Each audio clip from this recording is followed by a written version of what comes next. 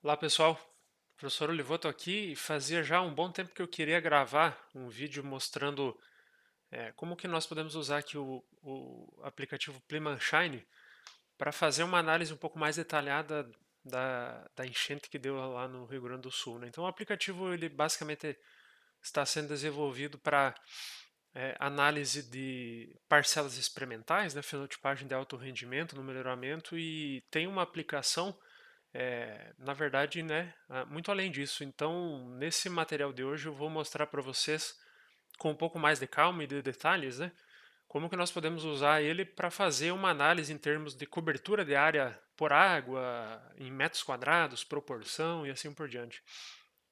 Então, antes de fazer uma análise de uma série temporal, na verdade de dois períodos, né, eu vou mostrar para vocês aqui o princípio, né, que eu utilizo nessa série, principalmente para segmentação.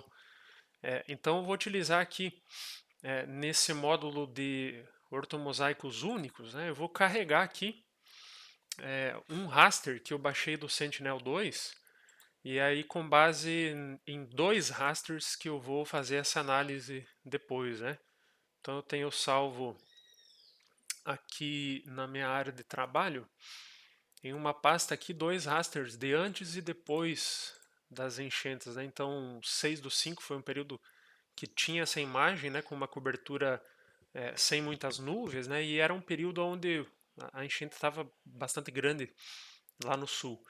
Né. Então essa imagem aqui é de antes, né, então eu vou importar esse raster aqui só para vocês terem uma ideia, do dia 21 do 4, né, de 2024. Então, quando eu importo, né, esse mosaico, nós podemos ver aqui que ele já criou um mapa interativo, né?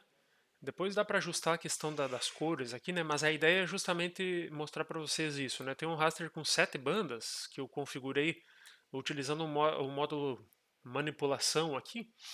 Aí tem o RGB e algumas bandas multispectrais aqui que eu vou usar para calcular um índice depois, certo? Então eu tenho essa ordem aqui e aí é importante que a gente configure. Então eu vou tirar aqui, vocês vão ver que ele vai plotar só um mapa base ali, né? Que a gente configure as bandas aqui. Então é nessa sequência, né? 3, 2, 1. O R aqui é na banda 4, NIR 5, SWIR 6. Se nós tivéssemos alguma banda termal, daria para colocar aqui também. Então o aplicativo basicamente compreende 7 bandas, né? Para calcular os índices que são pré-configurados ali dentro. Mas a gente pode computar qualquer índice. Depois nós vamos ver aqui nessa parte de índices, né? Então, aqui eu tenho mosaico, né? Eu vou importar aqui um shapefile que eu já preparei também no material anterior que eu divulguei. É, e aqui, então essa região de interesse, basicamente eu tenho os municípios, né? E aí eu deixei só num quadrado aqui para pegar a imagem do satélite, né? Então nós vamos ver aqui depois em termos de proporção de área, né? Não vai ficar correto por alguns municípios. Por exemplo, Eldorado do Sul, que é o único município aqui que está completamente dentro dessa região, vai ser então o único com a informação correta. Mas a teoria se poderia expandir depois para um shapefile maior, né? E aqui nessa parte dos índices que vem a questão, né? Principalmente com relação à segmentação, do que é água e do que não é. Né? Então aqui dentro eu vou calcular um índice multispectral que eu chamei aqui de Water Soil Index. Vocês podem ver aqui nessa configuração, né, que ele é baseado, né, no NIR, na banda NIR R e na banda RE. Né? Então é um índice que contrasta de uma maneira bem satisfatória o que é água e o que não é. Né? E aí basta nós escolhermos aí esse índice com as bandas configuradas lá, certo? E clicar ali em computar o índice. Né? Então, o que o programa está fazendo? Internamente aqui ele está computando, né, esse índice e nós vamos conseguir ver ele agora aqui. Então, se eu colocar aqui uma escala de cor um pouco diferente, nós conseguimos ver aqui o que que é água e o que que não é, né? A segmentação, ela basicamente vai ser relacionada a isso. Eu encontrar um ponto de corte que eu consiga, né, separar o que que é água e o que que não é, né? Então aqui ficou um ponto de corte, né, relativamente bom, e aí eu consegui separar ali bem certinho o rio, o Guaíba, né? Então lá na parte da análise nós vamos fazer isso, só que veja só, eu quero manter na verdade água, né? Então lá eu vou pedir para a função manter os pixels que ficam abaixo desse ponto de corte. O padrão é manter os pixels acima desse ponto de corte, tá? Então aqui, só para mostrar para vocês a questão do índice, e aí eu vou vir agora aqui para essa parte de série temporal, né? O que que eu vou fazer? Vou importar aqueles dois, então, aqueles dois rasters, área de trabalho, aqui dentro, né? Eu poderia ter vários, né?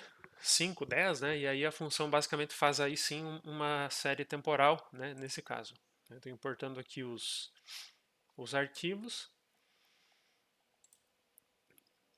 E aí é importante a gente vir aqui também e configurar essas bandas, como eu mostrei antes lá. 4, NIR 5, 6. Certo? Então aqui a gente consegue, se for colocar aqui um ajuste, né? Vai ficar um plot RGB agora já mais visível, né? Então eu importei os arquivos ali. Se eu mudar esse slider aqui, ele vai atualizar com o mapa daquela data, né? Shapefile, então é esse shapefile que a função vai utilizar, o pacote vai utilizar para analisar todo o período, né? E desktop, região de interesse. Quando nós importamos aqui esse shapefile, ele vai aparecer já aqui em cima, né?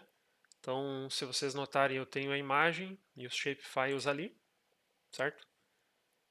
E é com base nesse arquivo, né, de polígonos que a gente vem agora para a parte da análise, né? Então, aqui na parte da análise, a ideia é justamente nós escolhermos aquele índice, certo? WSI. E aqui embaixo, né, eu posso extrair várias estatísticas ali de cada um dos polígonos, né? E uma configuração interessante é que a gente pode segmentar cada polígono, né, com base nesse índice que eu estou escolhendo, né? E aí, por padrão, eu tenho aqui o método de Otsu para encontrar aquele ponto de corte ideal. E aqui eu vou marcar invert, justamente para manter os pixels abaixo daquele ponto de corte. E basta, né, eu clicar aqui em analisar. A função vai percorrer então aqueles dois rasters, vai computar os índices para cada um deles, né? Vai segmentar cada um daqueles polígonos, né? Então essa análise é feita para cada um dos polígonos. Nós vamos ver depois que a gente vai conseguir saber quantos metros quadrados de água tem, por exemplo, em cada um dos municípios, né? E aqui eu tenho agora os resultados, né? Então nós temos uma visão geral. Então, por exemplo, nós podemos ver aqui o quanto coverage, né? O quanto de cobertura de água tinha antes daquelas enchentes, né? Que agora que está começando a baixar, e o quanto eu tinha lá em 6 do 5. Então nós vemos que a cobertura ela aumentou, né, bastante aqui, alguns municípios muito, né?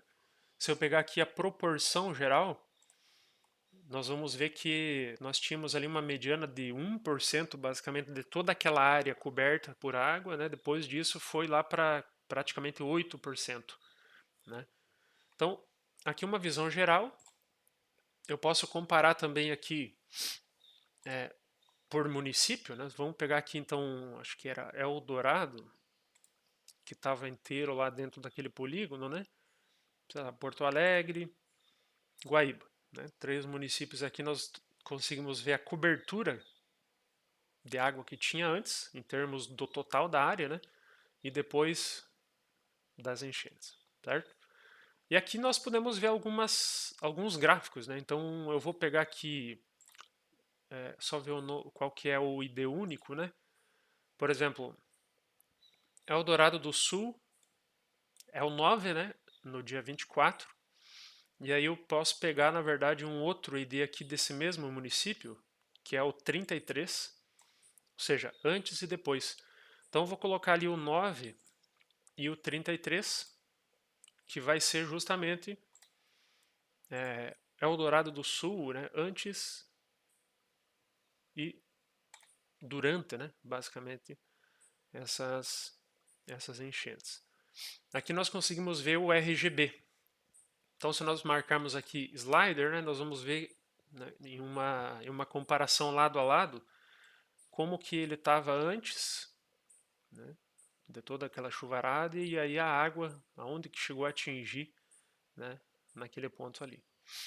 Se eu colocar aqui então agora aquele meu índice, né, que eu calculei, nós vamos ver basicamente aqui como que estava em termos daquele índice de água, né, que foi calculado aqui. Então vocês podem notar como que estava antes, aqui o rio, né, que está passando, e aqui depois das enchentes. Então a ideia da função, na verdade, o que ela fez foi justamente fazer uma segmentação aqui desse polígono, né, desse raster, e computar então a área. Né, se nós pegarmos aqui nos resultados aqui brutos, né, nós conseguimos ver que antes nós tínhamos aqui em Eldorado do Sul plot área, seria a área do município, né? Essa aqui é a área coberta por água, certo? E aqui no 33, nós conseguimos ver como que essa área evoluiu. Então aqui, 33, tá aqui, ó. Né? Chegando aí a 25, quase 26% do município, né, com água, no caso que ficou, né, evidente aqui nesse caso. Né? Se eu mudar aqui a escala de cor, a gente vai conseguir ver, né, com um pouco mais de clareza, né, aonde que estão esses trechos de água, certo? E aí, esse resultado, na verdade, ele já fica aqui nesse dataset, né? A gente pode vir aqui e baixar no Excel, download, e eu tenho agora o resultado dessa minha série temporal em termos detalhados. Então, além de uma visão, né, de mapas, o pessoal mostra aí, tem vários vídeos mostrando com o Google Earth Engine, né? Aqui a gente tem então um Excel que contém para cada um dos municípios, né, e para cada data aquelas medidas lá. Então uma abordagem um pouco mais detalhada de como que nós podemos usar o aplicativo Plimanshine, né, para fazer, né, esse tipo de análise, que na verdade é uma expansão da teoria do que a gente faz aí no melhoramento de plantas, beleza? Espero que tenham gostado. Forte abraço. Tchau, tchau.